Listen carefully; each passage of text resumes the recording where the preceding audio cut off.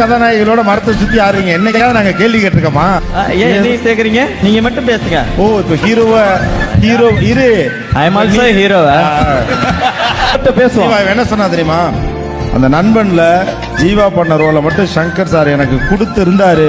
முதல் நாள் ஷூட்டிங்ல விரட்டி இருப்பாரு.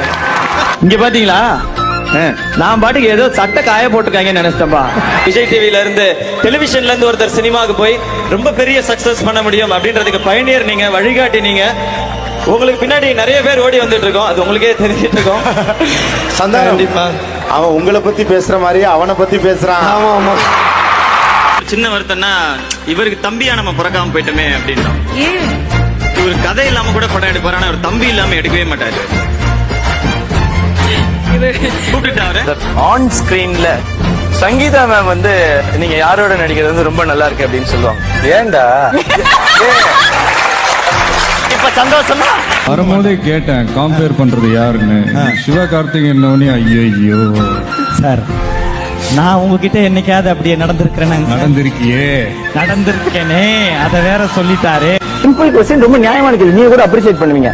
இந்த பொண்ணுங்களே எல்லாம் சூர்யா மாதிரி பாய் ஃப்ரெண்ட் வேணும், சூர்யா மாதிரி பாய் ஃப்ரெண்ட் வேணுங்கிறீங்களே, நீங்க யாராவது ஜோதிகா மாதிரி இருக்கீங்களா?